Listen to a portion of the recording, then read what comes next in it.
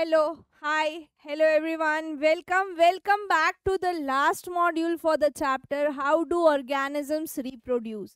इससे पहले के 4 मॉड्यूल्स में हमने चैप्टर को बहुत अच्छे से समझ लिया है. अब तकरीबन 10% जितना चैप्टर बाकी है. ठीक है, पहले मॉड्यूल में it was all about what is reproduction and why reproduction is necessary. Second module was all about asexual mode of reproduction, जहाँ पे हमने different modes of asexual reproductions को स्टडी करा. ठीक है, third module was all about starting of the sexual reproduction. पहले हमने sexual reproduction in flowering plants को समझा. उसके बाद in the human being when the reproductive age starts, तो क्या फिजिकल चेंजेस हमें देखने को मिलते हैं, वो सारी चीज़ें समझी. Fourth module was all about male and female reproductive system, जहाँ पे हमने समझा कि सेक्सुअल इंटरकोर्स के बाद how the pregnancy is conceived, body में क्या क्या चेंजेस होते हैं, knowing about the placental barrier. और अगर एग फर्टिलाइज नहीं होता, यानी कि इंटरकोर्स के बाद the egg is not getting fused with the sperm, तो फीमेल बॉडी में एक जो साइकिल स्टार्ट होती है, मेंस्ट्रुअल साइकिल, उसके बारे में समझा. Now the final module is the one of the most important and it is about the reproductive health, जो हमें शायद कहीं नहीं समझाई या सिखाई जाती.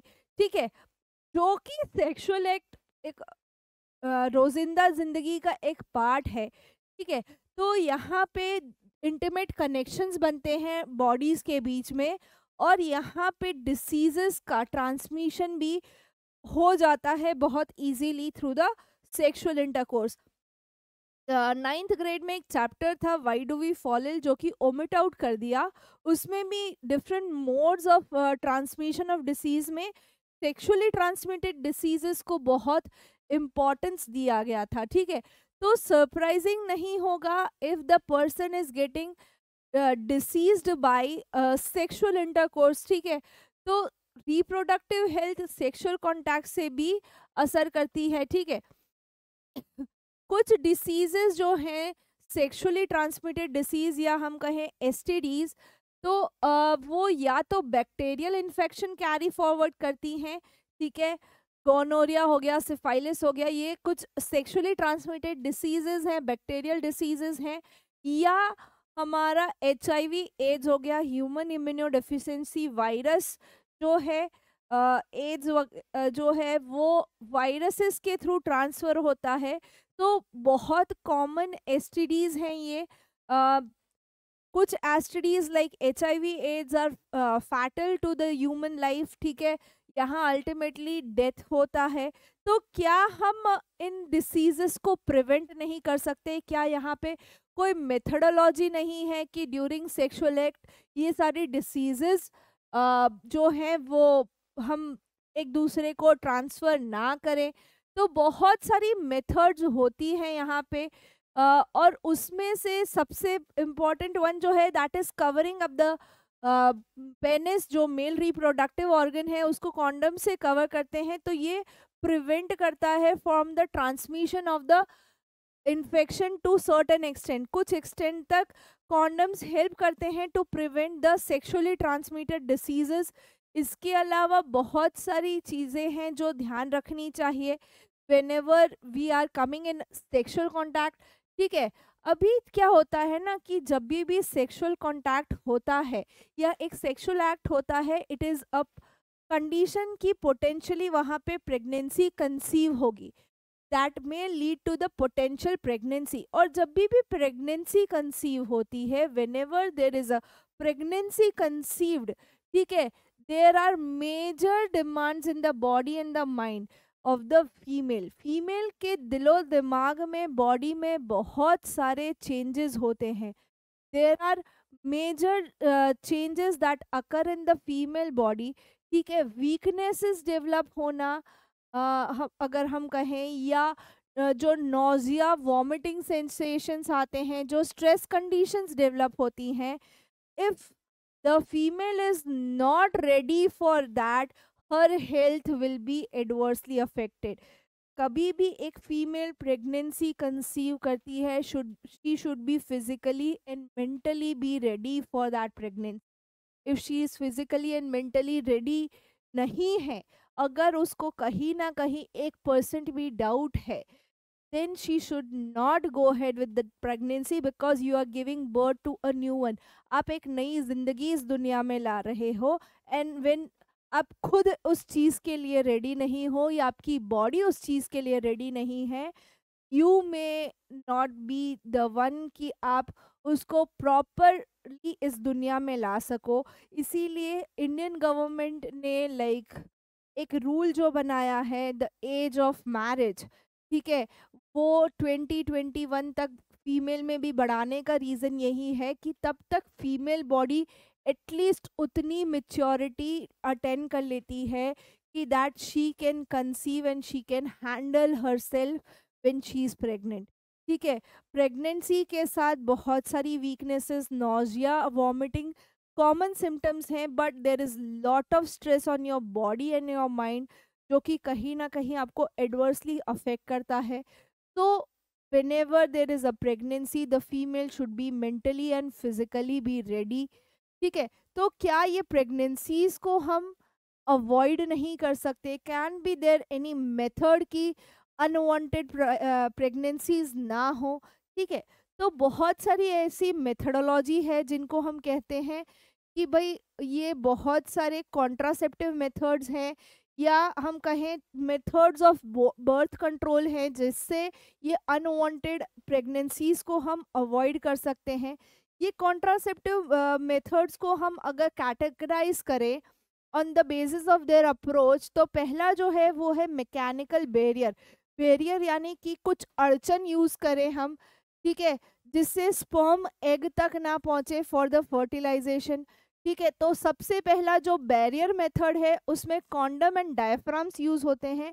Condom is use for male while diaphragm is use for the female.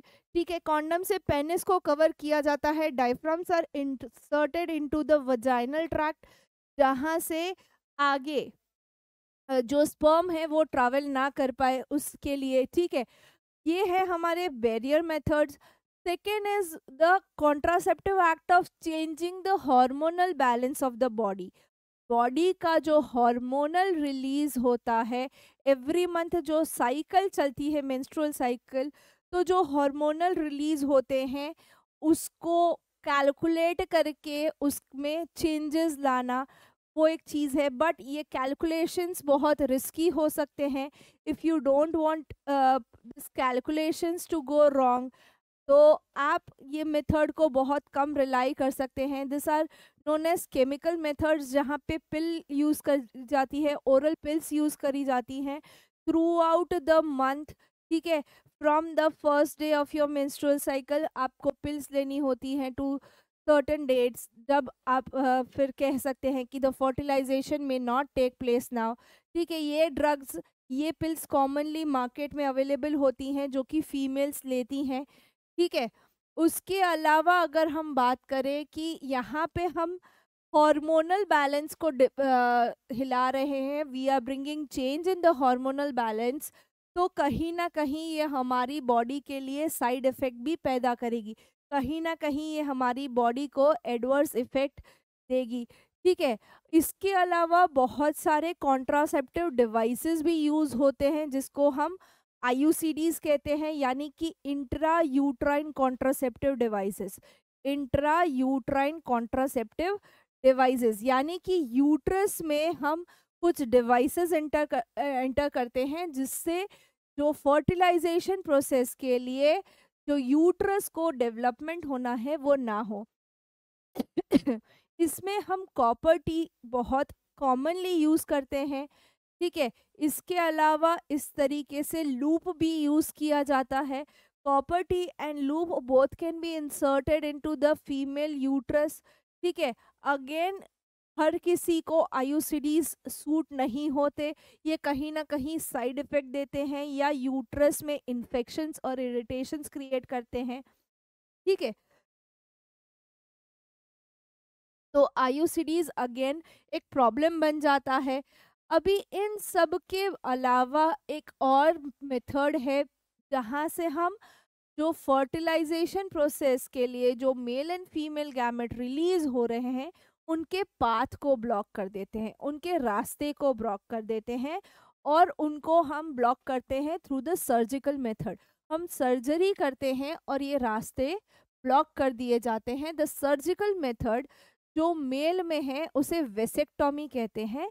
यहाँ पे हम छोटा सा portion of vast difference cut करके इस तरीके से टाई कर देते हैं ताकि जो स्पर्म टेस्टिस से ट्रैवल होते हैं टिल द पेनिस वो ट्रैवल ना कर सके। ठीक है, हम वास्ट डिफरेंस का छोटा सा पोर्शन काट के इस तरीके से गांठ मार लेते हैं जिसे कहते हैं हम वेसेक्टोमी।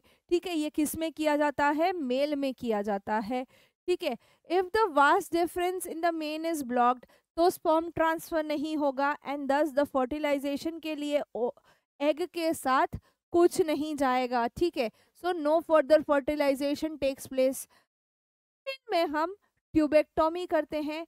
ट्यूबेक्टोमी में हम क्या करते हैं? Small portion of fallopian tube या ओविडक्ट या small portion of fallopian tube इस तरीके से कट कर देते हैं और टाई डाउन हो जाता है ताकि जो एग रिलीज हो रहा है वो फेलोपियन ट्यूब में जो फर्टिलाइजेशन होता है वो प्रोसेस ना हो।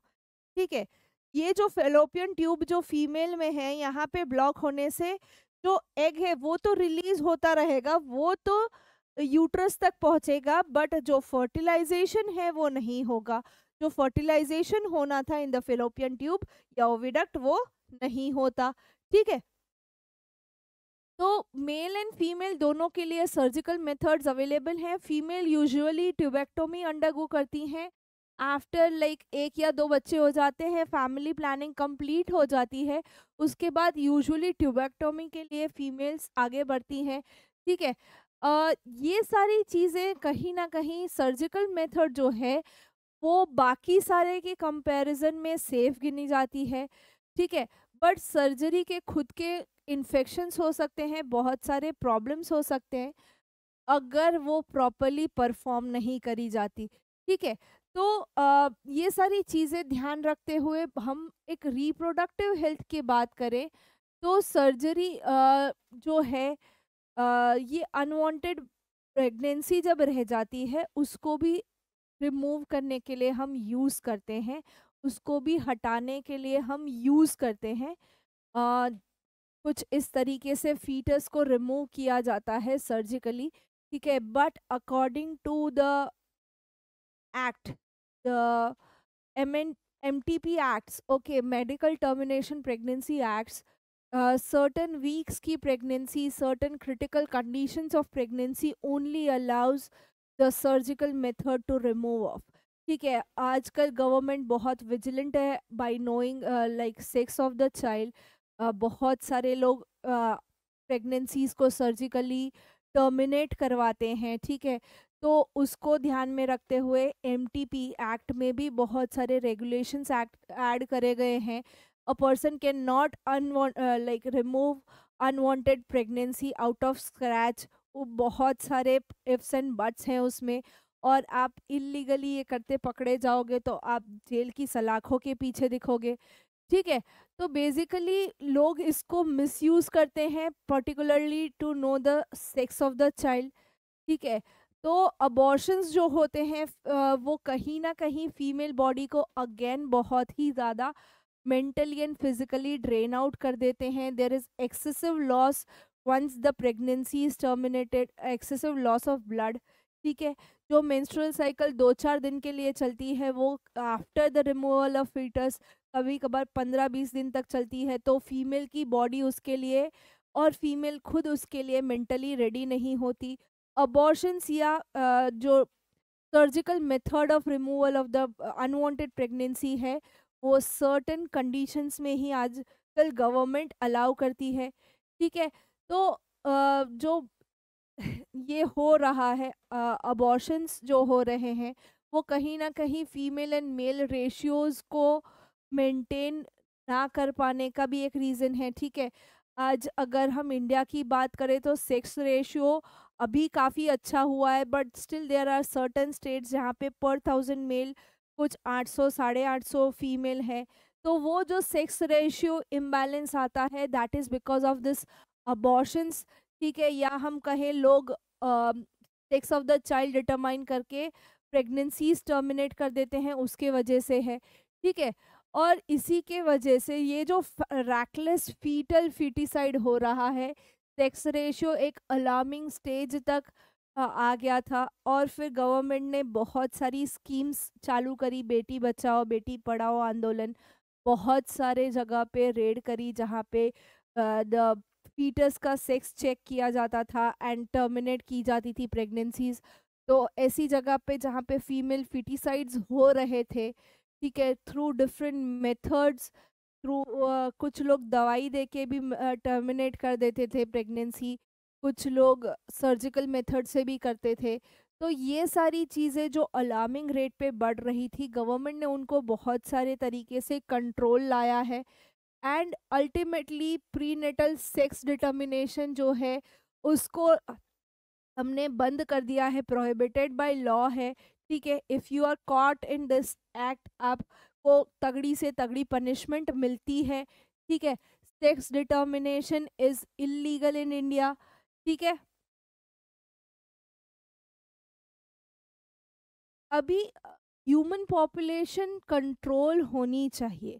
ठीक है, human population has to be controlled, but उसके लिए हम किसी की जिंदगी दांव पे लगा के इसको ना कंट्रोल करें, खाली एक सेक्स को आगे बढ़ा के दूसरे को मार के ना करें।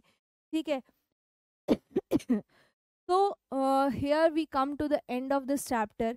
ये चैप्टर यहाँ पे कंप्लीट होता है। It was all about why we need to reproduce, reproduction की क्यों ज़रूरत है, मोड्स ऑफ रिप्रोडक्शन से लेके asexual sexual mode of reproduction समझे, ह्यूमन सेक्सुअल रिप्रोडक्शन के बारे में समझा, किस तरीके से बेबी कंसीव होता है नहीं होता है, तो मेंस्ट्रुअल साइकिल आते हैं।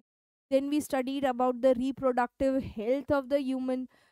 ठीक है, बहुत ही इम्पॉर्टेंट पार्ट है हमारी रोजिंदा ज़िंदगी का, बहुत सारी डिसीजेस ट्रांसमिट आउट होती है थ्रू सेक्सुअल इंटरकोर्स।